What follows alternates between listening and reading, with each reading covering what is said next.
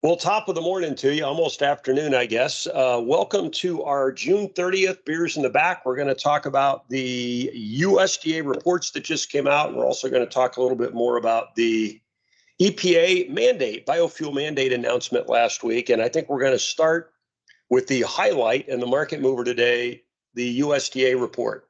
We got June 1 stocks, we got updated acreage numbers. And I have been doing this 40 years. This probably makes my top 10 list. I'd have to go back and look, maybe my top 5 list on the wackiest reports I think I've ever seen. We have got soybeans sailing. When I walked back here to do this call, we were up 70 cents. We were up 80 cents about 5 minutes before that. We got bean oil up about circa 3.5 cents, depending on exactly which second you look at it. And all this shenanigans kind of caused from the acreage number. USDA says American farmers planted 83.5 million acres of soybeans this year. Now, let me give you some perspective. Back at the end of March, their planting intentions report was 87.5 million acres. And the trade was actually looking for a number very similar to that. I mean, the average trade estimates were actually very close to the 92 million acres of corn and 87.5 million acres of beans.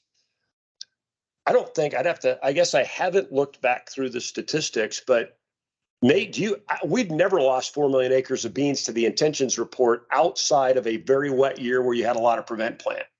Right. I'm not even sure even in those years we've lost. I mean, this is a big swing. Yeah, I don't know. I don't remember ever losing 2 million acres of beans. And we've had big corn losses before when you can't get the corn planted. That usually gives you more bean acres when it's too wet to plant corn. Yep. So where did they go? Well, corn acres were up a little bit, right? I mean, what's that? Corn acres were up a little bit, right? Well, not a little bit. I mean, they were 92 was the intentions, and they came in at a skosh over 94. So there's where half of your acres went. Spring wheat acres went up a little bit. The cats and dogs, when you start looking at barley and some of this other stuff and sorghum, those are up a little bit. I didn't actually have time before we started doing this call to go through the math, but talking to an analyst in the business, there really isn't anything wrong with the total pool of acres. It's just corn went up a little over 2 million. Some of the other, spring wheat went up. What the heck was the spring wheat number here? Spring wheat at 11.14. It was 10.5. So you got, 650 or so thousand acres extra there. But it seems like corn went up 2.1. There's where, that gets you to 2 3/4 higher. The cats and dogs are up almost 1 million acres. It's like everything else went up and beans went down. That seems odd. It is unprecedented to lose that number of bean acres between the March report and the June report. I would even without having gone back and looking at the numbers, I would bet a significant sum of my own money on that. So when you go back and you look at okay, so put yourself in the shoes of a farmer. And so you're looking at last fall, we had extremely high fertilizer prices, right? Which we use a lot of fertilizer to grow corn. And so our thought was then, well, this might impact corn acres. But then as we made our way into winter, fertilizer prices kind of started coming down. So you either had a scenario where a farmer put fertilizer on a field and paid a lot of money for that fertilizer, so he was kind of committed to planting corn, or we saw fertilizer prices coming down as we got into spring planting, and was there last minute decisions made of, what, this was looking like it was going to be expensive as hell to plant corn 6 months ago, but now it's getting actually somewhat reasonable. I'm going to plant corn. And you look at the spring planting weather. I mean, we really had pretty good conditions where, with the exception of North Dakota, right? But I mean, we really had pretty good conditions this year. Yeah. So. Yeah, I mean, I go back to some of the comments that our buddy Farmer Dave has made, and that is, when you got moisture in the spring, and certainly up where you're at and where he's at, you guys had plenty of moisture this spring. When you got moisture in the spring, you can hit it out of the park sometimes with your corn yields. Yeah. And so, maybe the falling fertilizer prices, maybe the combination of falling fertilizer prices, decent spring moisture in a lot of areas. And then it kind of dried up and let the farmers get out in the field in pretty good order. We got the corn crop in ahead of schedule, a little bit, not a lot. I don't know. I mean, when you look, again, it is unprecedented. I'm going to have to go back and look at the data sets, but I don't know that I remember losing 2 million acres of corn between March and June. So that is something that I've been doing this a long time and certainly have never seen before. So do you think it's right? Or are you saying it could? Well, you know what Bill Lapp would tell us if we said, Bill, do you think that number's right? He would say, that's what we have to work with. I mean, Yep. it kind of is what it is. I think and if we find out later that the crop ends up a good bit bigger than you think you would have made with an 83.5 bushel base or acre base, We probably had more soybean acres. yeah, we might have had more soybean acres, but the reality of the situation is this is what we got to work with in our balance sheets for. And just a reminder to folks is that, you know, throughout the year, the USDA gives us reports that are analyst driven, right? Like they go and they plug numbers in their little machine and they come up with a number. But this is one where they actually sent out surveys to farmers and farmers reported back, this is what I did, right? I mean, Yep. we saw an example of the quote unquote postcard from Farmer Dave and that 12-page postcard. But I mean, it's not like they just care for the postcard comment, did he? Yeah, I mean, it's not like this number was pulled out of thin air. This was actually a number that was derived supposedly from accurate reporting from farmers. So a little bit different than StatsCan. That has a large dartboard, apparently. Right. Yeah, I guess it's a little hard to make sense of that. I think when you look through some of the other numbers on the report, I mean, immediately that bean acreage number was the marquee number on the report. There's some other stuff in here to kind of glean out that's probably important. As I mentioned, spring wheat acres, 11.14, up from just a skosh over 10.5. Scott says, I don't care about wheat. So there you go, Scott, a little bit of wheat acres. Durum acres, just a whisker under 1.5 million acres. That was actually a bit over 1 3/4. So that one too was a little surprising, how you picked up spring wheat acres and you actually lost a decent amount of durum acres, at least when you look at it as a percentage. So a couple things on here kind of hard to come by. I think we have ignored the stock side of the report. I guess not a lot of fireworks there, but probably at least ought to go through it. The trade was looking for a little bit more than 4.25 billion bushels of corn, only 4.1. Again, when you're talking about 100 or 150 million bushels of corn, that can be a little bit of a rounding error. That probably would have gotten a little play had we not planted 94.1 million acres of corn acres. Because with the poor exports this year, we're going to have more than enough corn to get to the finish line. The bean acres is the one that we are going to be razor thin by the time harvest starts. And we had that very low, if you remember, that very low, I think about 52 or 3 million acre. There's 52 or 3 million bushels of corn that wasn't in the checking account, so to speak, at the March 1 stocks report. Looks like most of that came back. A little bit below trade estimates at 812 million bushels. Bill was 791. We come in 796, right in between those two. Certainly well within the range of trade estimates. So, you know, I really don't see much in the stocks number, even for beans, that tells me that we have an old crop bean problem at this point. That wheat number was below the lowest number in the range. Trade was looking for that becomes the official ending stocks for our wheat balance sheet for the USDA. Average trade estimates of 611 comes in at 580. So the thing with the wheat number kind of ends up being old news by the time you see it. I didn't see the wheat market. I think the corn market, you know, we had beans up 70 cents. You actually had corn down 16, 17, 18 cents when I walked in here. And I would say that the corn going down. I think wheat was down a little bit when I looked. Yeah, probably more influenced by the price of corn going down than really that stocks number by itself. So that is some of the shenanigans that we got from the USDA today, if you will. We got beers in the back, so we got a beer here. I think Bill's comment when we talked to him was, after this report, maybe more like a hard brown liquor in the back report, but might be a little bit early for that, I suppose. I suppose it is after noon Eastern time, so yeah, it's I Friday. guess we're okay. If you think hard enough, you can find an excuse. It's Friday. Yeah, I'm getting ready to go golfing and a benefit golf outing anyway. But so you're going to enlighten us now on the EPA's RVO announcement? Yeah, let's take a little bit of time. That came out actually last Wednesday, so we've had a little bit of time to look at that, to digest it. to scratch our head in puzzlement about the market reaction since the report came out. But let me just go through the EPA report, the numbers first, and then we'll talk about some of the other things that have happened, and then we'll try to, best we can, reconcile that with the price action, which, to be honest with you, is difficult. I mean, this is one of those markets that to look at what the market did and then try to reconcile that with the actual numbers and data. This is one of those that's a little difficult. Most time it's easier than this. This one isn't. So the pure numbers. The advanced biofuel line on the mandate sheet is nearly identical to what was proposed back in November. I think 23 was a little bit higher, 24 and 25 were a whisker lower. The total of the 3 years is almost identical. If you're willing to go out to the second decimal spot, maybe a skosh smaller. The reality is I think that's what caused the initial very bearish price reaction.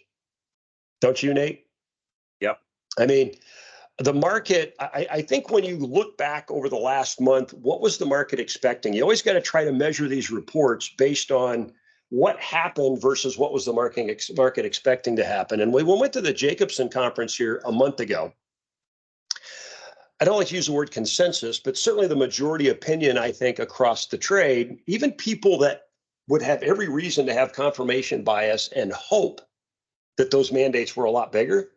I think that the majority opinion was easily that we're probably going to get bigger advanced biofuel mandates, but probably not anywhere near as big as we had hoped they would. I say we, the biofuels industry and the feedstock supply industry had hoped they were, which is, if you remember what their expectation was when that very disappointing for them proposal came out last November.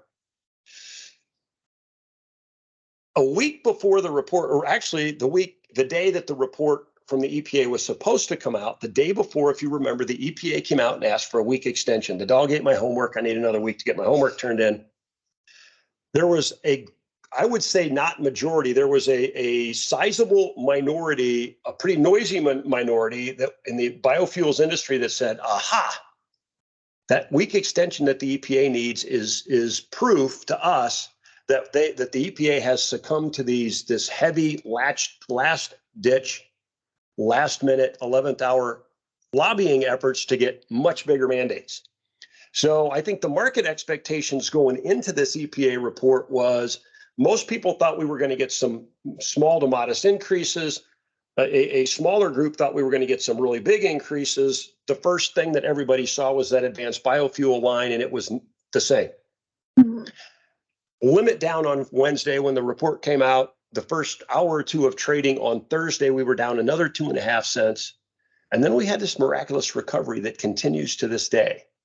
We turned around on Thursday and closed positive, and we have continued higher since. Now, I'll get to the market, the price action a little bit more and a possible explanation in a minute. But what is the reality? Is that report certainly isn't bullish. Was it disappointing?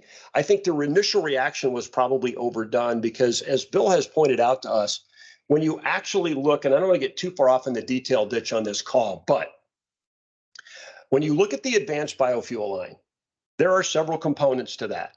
There are, you have to make most of that advanced biofuel is biodiesel and renewable diesel. Okay. But there are other things in there, and there's a cellulosic category that is also in there. And that's where the crux of the difference of opinion came from. Because even though we really can't make cellulosic ethanol, the technology has never proven out on a commercial scale, that cellulosic category has kind of gotten to be a catch-all kind of for a lot of these cats and dogs, advanced biofuels, liquefied natural landfill gas, I think liquefied gas coming off of some of these biodigesters that food industry uses. And when you look at the fact that advanced biofuel line went down, because that's where the EPA was trying to stick the E-RINs in that they didn't do, that went down.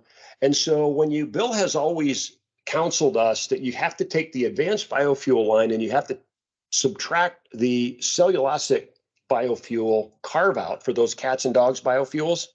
And pretty much the rest of that, just about all the rest of that is going to end up being biodiesel, renewable diesel. Okay.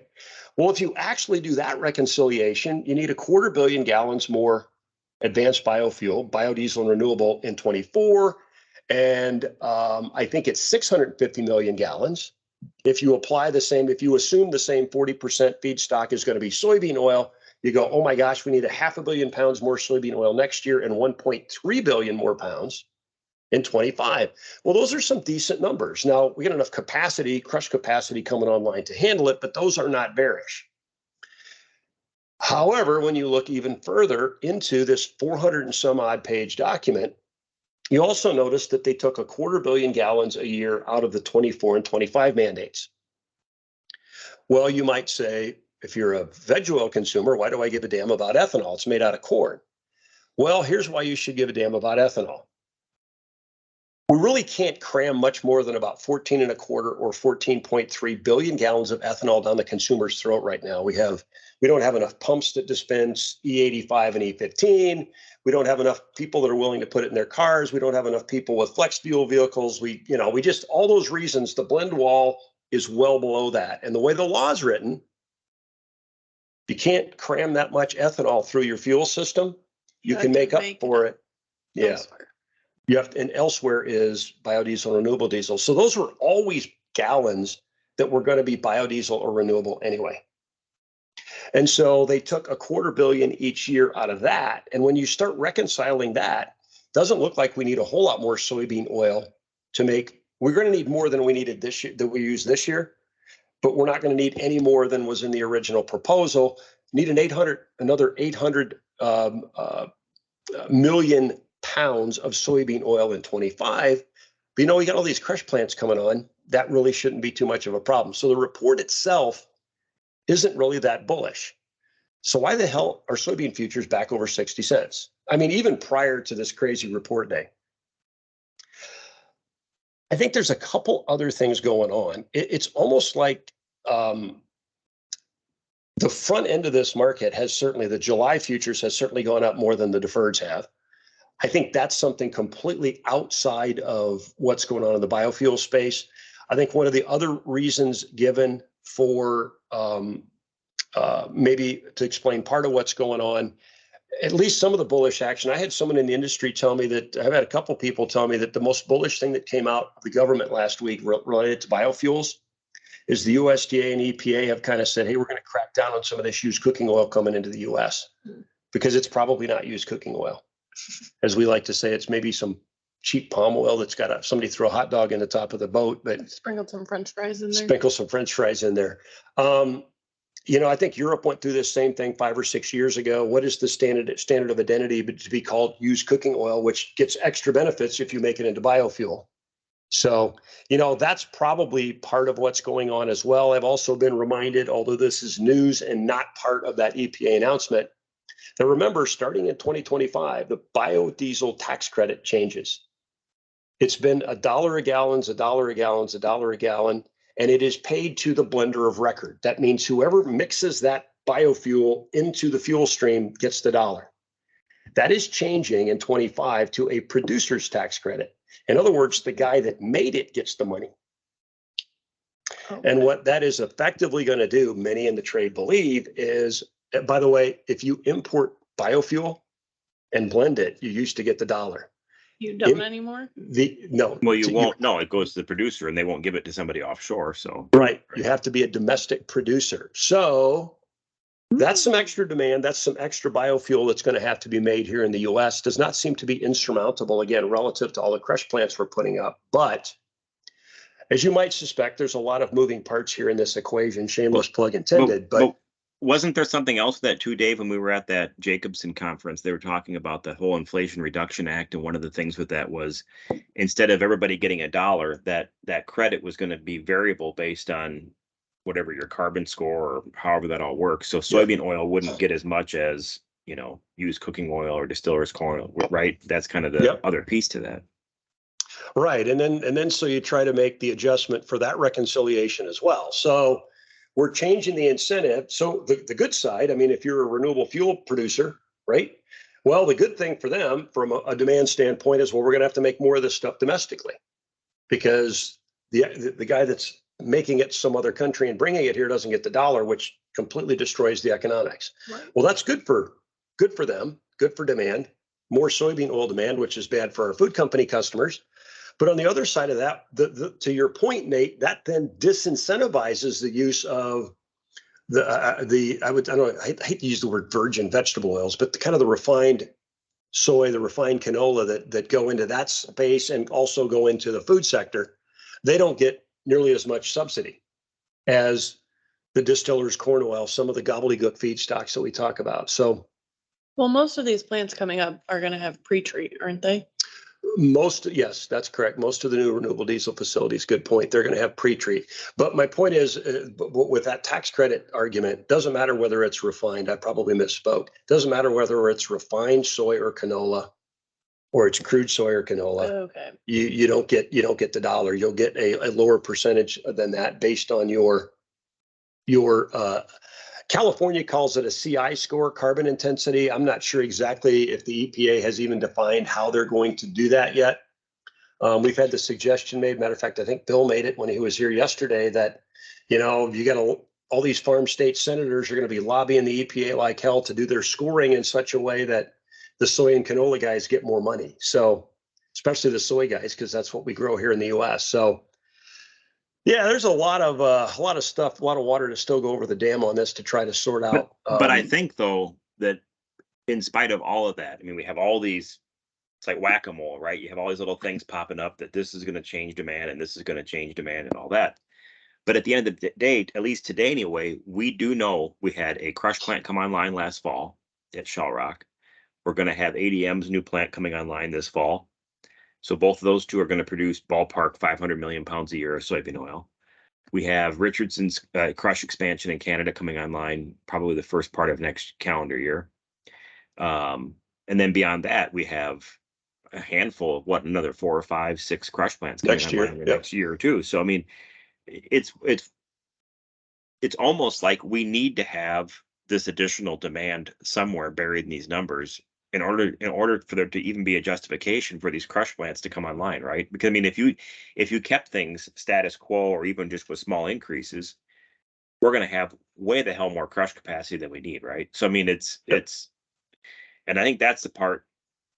And it's especially when you look north of the border at the Canadians. I mean, with that crush capacity, I think we've been so focused on what it means for soybean oil, we forget that the canola pathway is open. And I sent you that chart earlier in the week. When you look at, you can almost see the day that the canola pathway opened on that chart because canola imports into the U.S. went like this. So, yeah, it's going to be definitely at least in my mind, a period of time here for the next year or two where it's not. We can't just sit here today and say this is what's going to happen next year and the year after. I think there's going to be kind of a runway here where we're going to have to digest this data as we move through this. So yeah, good point.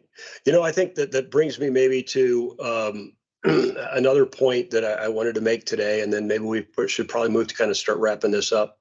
But been sitting here scratching my head, having gone through the data that I just took you through and trying to figure out, why the hell have we found our way back to 60 cents a pound? We found our way back to levels that are higher, even before today's report, than we were before this, what was originally deemed a bearish announcement from the EPA came out. How did that happen? I was talking to another friend in the industry, and his comment to me when I was talking to him about this Wednesday, asking him that very question, he said, maybe we're looking at it too close. I said, what do you mean?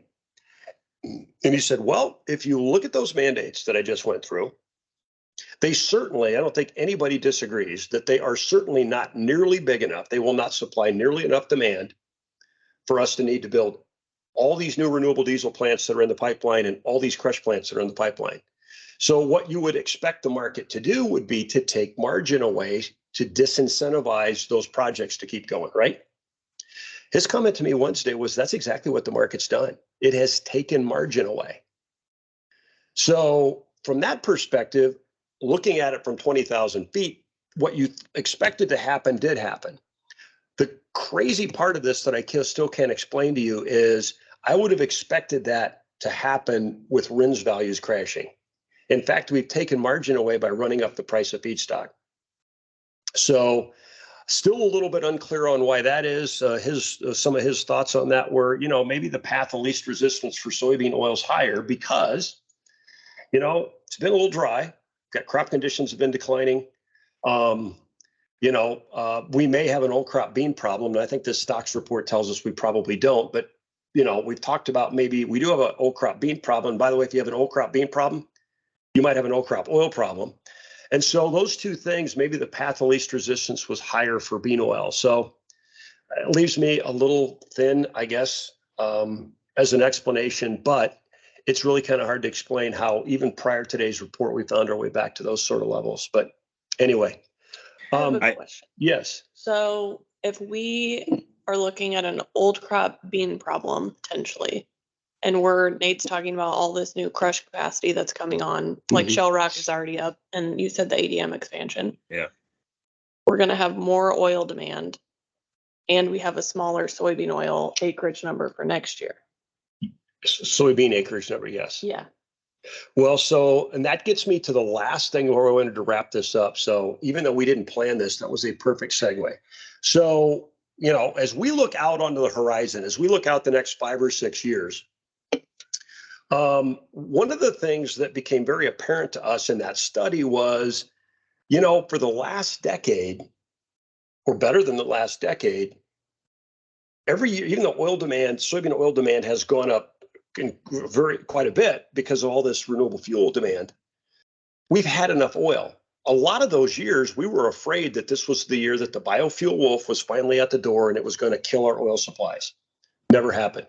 We've had 6.5% to 8% of use of soybean oil ending stocks for the last decade.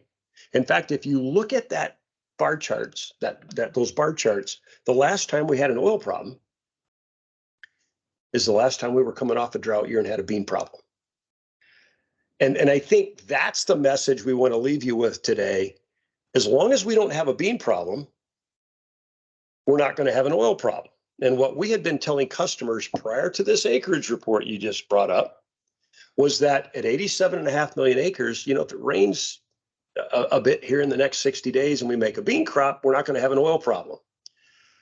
I haven't run 83.5 million acres through the balance sheets yet, but you lose 4 million acres, that snugs things up really, really fast. And so I think that's the biggest question that we leave this with today to wrap these two reports together is 83.5 million acres coming off of razor thin supplies this year is not likely to leave us enough soybeans to run all this extra crush that's coming online. Now, again, I haven't gone through the actual numbers, but are we going to have a soybean oil supply problem in the coming crop year because we simply don't have enough damn beans to crush?